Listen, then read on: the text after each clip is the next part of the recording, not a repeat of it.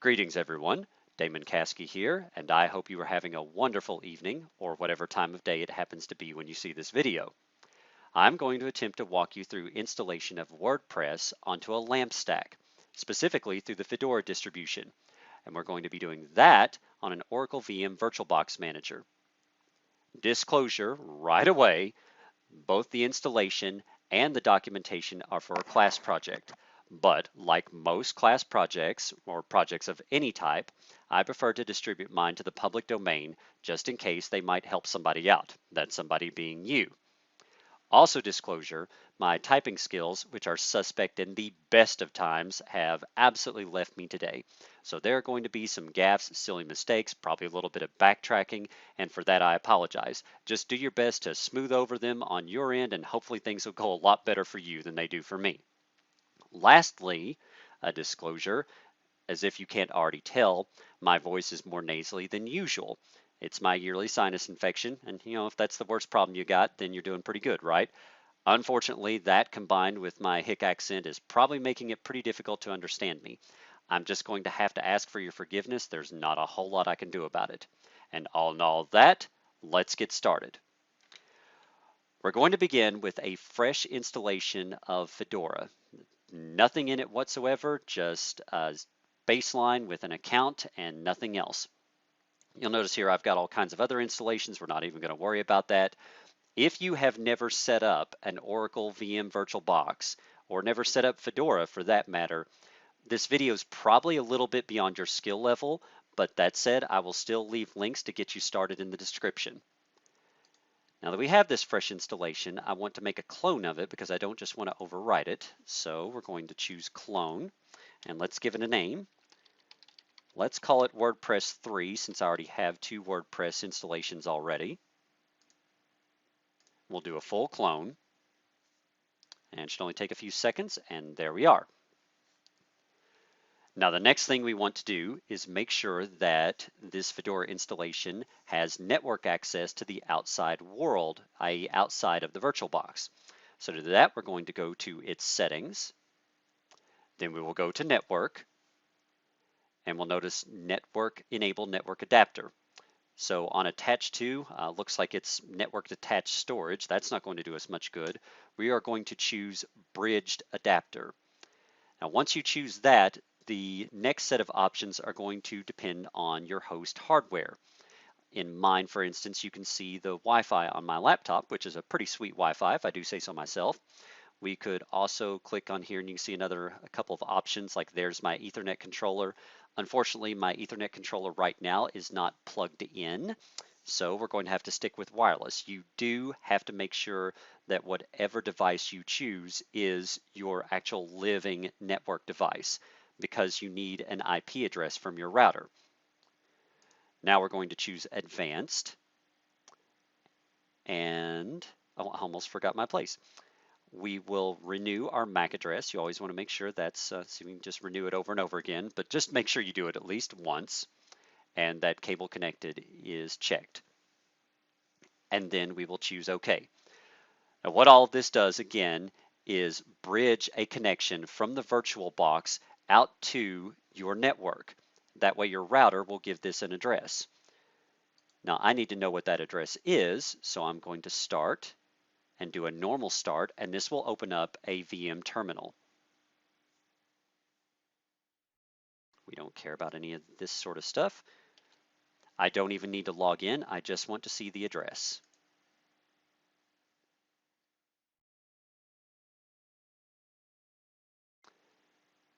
Okay, looks like we've got 192.168.1.105, so all I have to do is not forget that. So I'm going to close it. That will power down the machine. I'm going to turn right around and power it back up, but I'm going to do a headless start. So what that will do is start up the virtual machine, but not the terminal, because I'm going to use my PuTTY terminal instead. So we're just going to slide this guy over here out of the way and minimize him, and then I'm going to fire up PuTTY. And that was 192.168.1.105.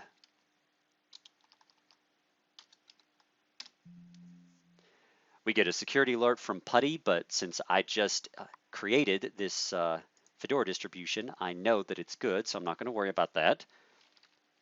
Log in as dcurrent. That's the login that I set up when I created the Fedora installation. Put in my super secret cool password. Excuse me. And we're ready to get started. Before I can do anything else, though, I need to make sure I am a root. So I'm going to go sudo su, enter my password a second time, and now I'm logged in as root. I can do whatever I want. Before you start installing anything, it's always a good idea to update your distribution. I happen to know, because my clone here is from a fairly old base, that it's going to need quite a few updates. So I'm going to run a DNF update. And while it gets started, let's expand our window here a little bit so you can see some more of it.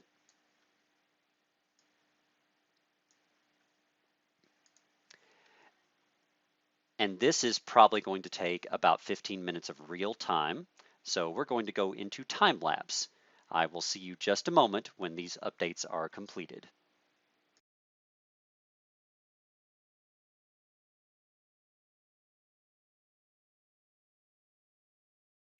All right, and we can now take that bun out of the oven, just like a cooking show, right? You say, hey, we'll be back in just a minute, then boom, everything's done.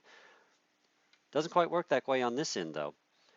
Anyway, we have updated our Fedora distribution, so now we're ready to actually start installing things. It is important to remember that WordPress is a content management system. It's not just a blogging software, and even if it was, there has to be somewhere for that content to go. That is where a database manager comes in. So before we can even think about WordPress, we need to install a database manager. WordPress is pretty much built around MySQL. So MySQL is what we're going to go with. And just because I'm familiar with it, we're going to stick with the MariaDB distribution of MySQL. So I'm going to DNF, install, at web, oops, that's not one word, server PHP MySQL in D server. Now, real quick before I push the button here, this is going to, well, also would help if I type in the right thing. This is going to differ depending on your distribution, but the procedure will not. So if you're unsure exactly what you put in the DNF, that's where Stack Overflow or any number of research sites come in. Hopefully I can find a better one than what's at the top of my head right now, and I will put that in the video description. But again, the procedure is going to be the same any way you look at it. So let's go ahead and run our DNF install.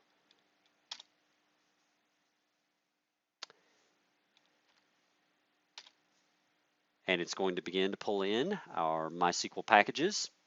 And that is going to take a few minutes as well. So again, we're going to go into time lapse, and when it is completed, I will return.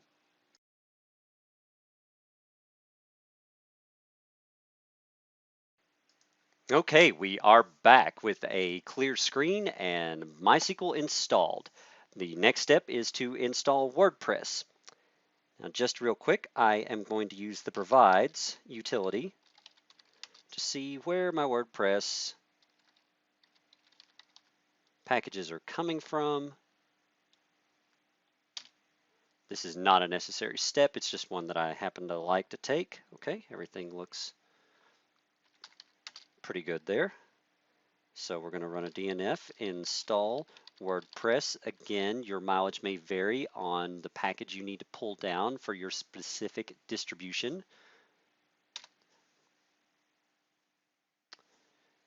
This will probably only take about 15 seconds at most.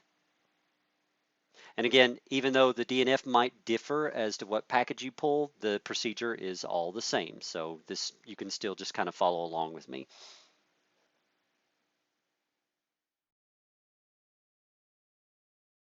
That's it. That was more like 10 seconds. So really, really painless.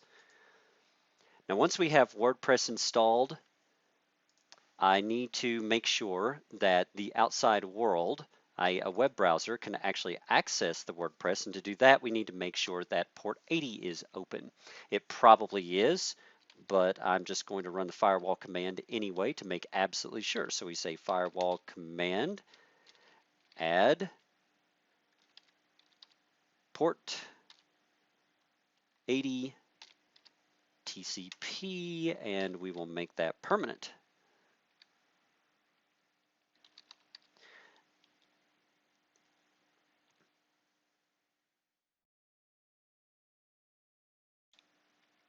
Oh, of course, I misspelled it. Actually, no, I just forgot a dash. I told you there'd be typos and silly mistakes. Now, once we have the firewall port opened up, then we need to reload our firewall. What, you thought because this is Linux that we didn't have to restart something every time we touch it? For shame. Now, the next thing we want to do is set up our SE service. We're not setting up our SE service. We're going to make sure that our SE service is not in our way. Now, for a lot of you, this won't matter at all. It may not even matter for me, but again, I'm just going by the book here to make absolutely certain because we don't want silly errors down the road that are hard to track down. So we're going to say set, I don't need to capitalize that, set SE boolean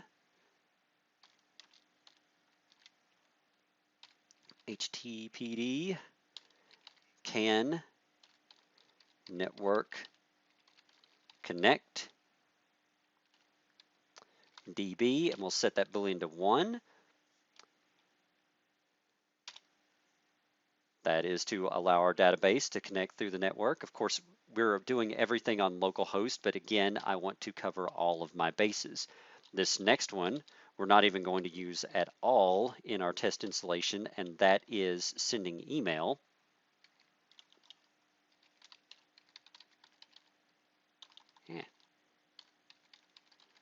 Send mail, and we'll set that boolean to 1.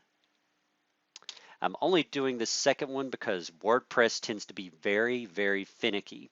And when we start up WordPress, it's going to go through and run some error checks. And if anything whatsoever fails, it is liable to throw us a nasty error on the page and not fire up correctly. And we don't want any of that. So even though I don't actually need the send mail, I'm opening it up anyway.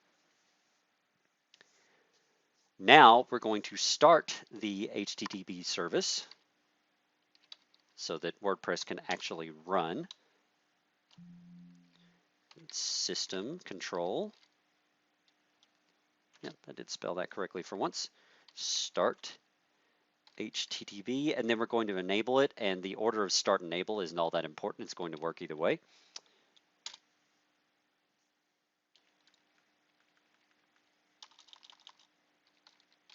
Enable. And then we need to do the same thing with the database service.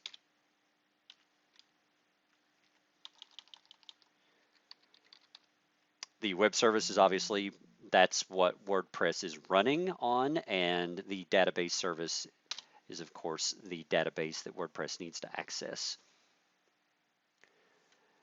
Once we have all that going, we need to actually initialize and get our database service up and ready to go.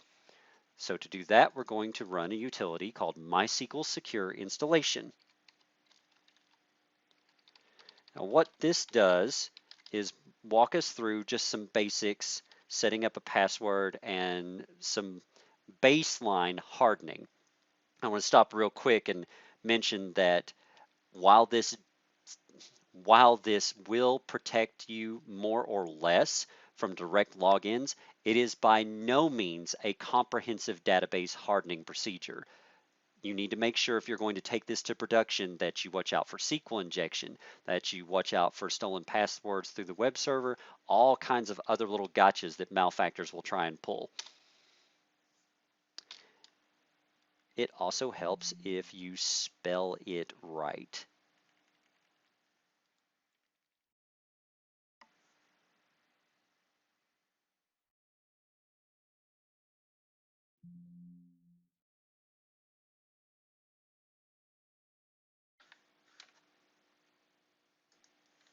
What have I done? Oh, there's a missing A. Okay, for root password, I'm just going to make something up. Let's see, a little distribution of numbers and characters that I can remember in my head should do it. We do not need Unix socket authentication. We just changed our root password, no reason to do it again. Oops, I accidentally enabled Unix socket authentication. Well, not the worst thing in the world. We do want to remove anonymous users. We do want to disallow root login from remote locations. We want to remove the test database. And we do want to reload the privileges table.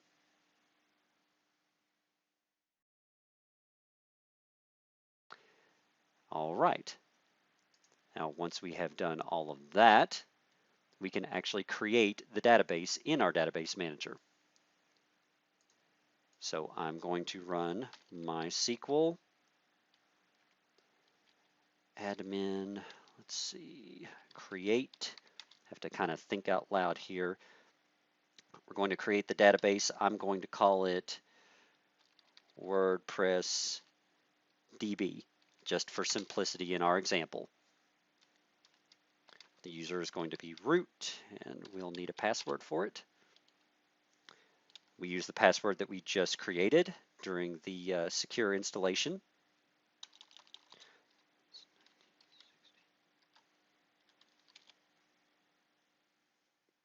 All right, and that creates our database. So now what we want to do is log in to the Mysql Console. So Mysql Console, the user root, of course we'll use a password.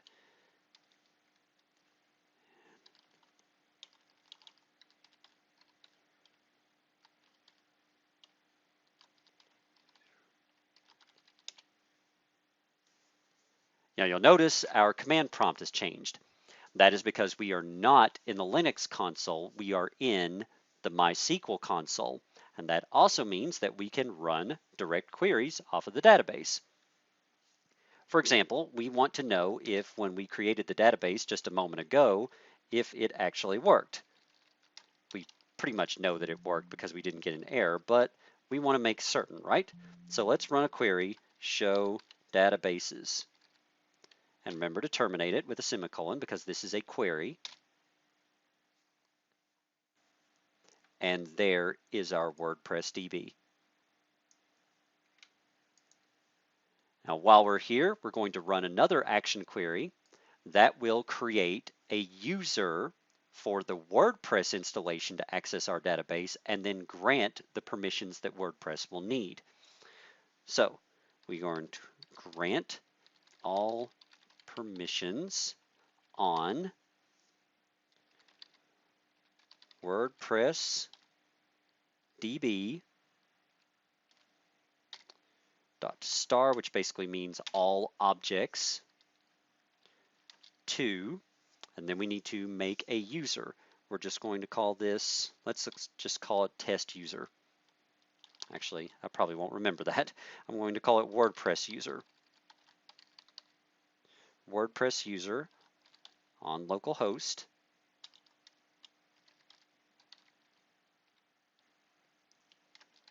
Identified by, and this is where we will enter the credential password for the WordPress user account that we are creating. So I'm going to use another distribution of numbers and characters here, just something simple that I can remember. Let's just say 1960@901. And remember to terminate it. Again, this is an action query. So let's have a look again. Grant all permissions on WordPress DB, all objects to WordPress user at localhost identified by 1960@901.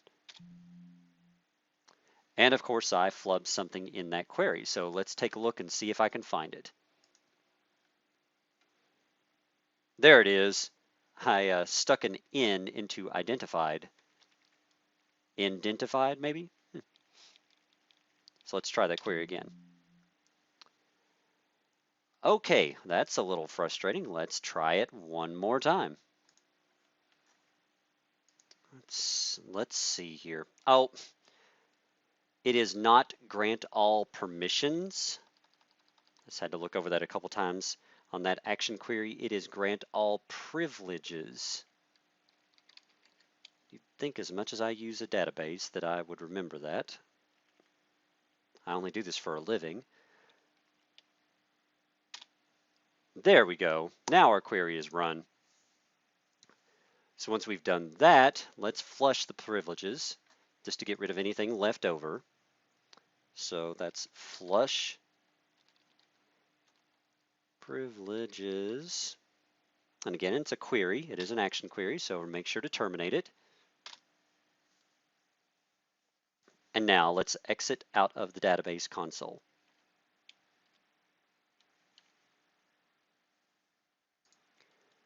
Now the next thing we want to do is work on the WordPress configuration file. So for that, we're going to use Nano.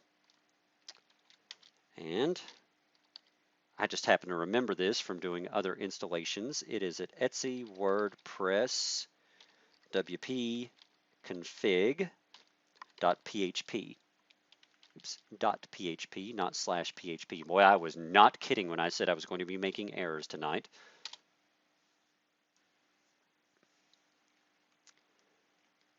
So this is where we actually implement the settings that we created for the database. The database name is WordPress DB.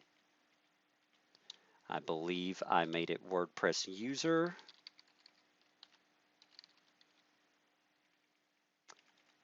It's funny, I always have a hard time remembering the accounts. I never have an issue with the passwords. Isn't it supposed to be the other way around? Everything else we can leave as is. The host is the local host. The char set is UTF-8. That's just fine. We don't really need to do anything with DB collation. So we can say Control X to save. We will say yes, we want to save. And we will exit. And let me have a look real quick. I'm going to create WordPress DB, and now WordPress user. Okay, just want to make absolutely sure that I did put everything in the Nano document correctly. Now we need to restart.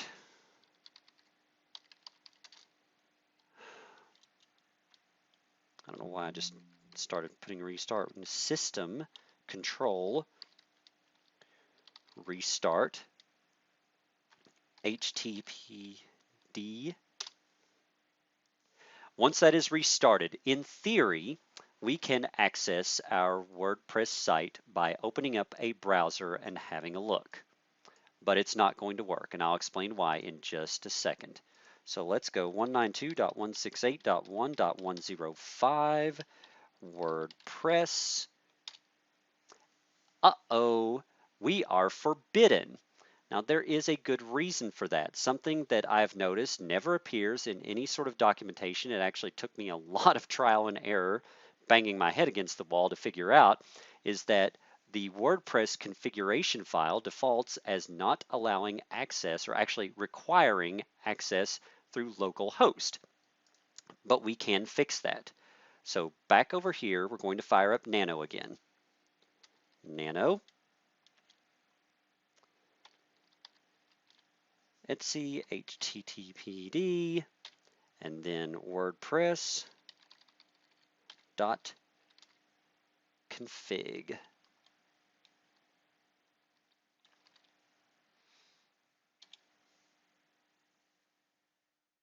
Oops, went to the wrong directory. That's another screw up by yours truly. Let me try that again. HTTP. I had to figure this out by trial and error. I should know it by now. Oh, I'm missing a config.d, then WordPress. There we are. Now, notice this right here, require local. Now, that's what we need to fix. We remove that. We say require all, granted. Then we save. Then just for posterity, we're going to restart the service. Let's go back here, refresh our Firefox, and there is our WordPress ready to go. At this point, the configuration is turned over to WordPress and you can start creating a site. Again, I want to caution you, if this is for production, I did not take nearly enough steps to harden this site against hacking, so don't consider this a professional. This is just something to get you started. I hope it does help you out, and if it has, please, I would very much appreciate if you throw me a like and subscribe. That sort of stuff motivates me to keep making these kind of videos and help out as much as I can. In any case, regardless, thank you very much for listening, and we will see you next time.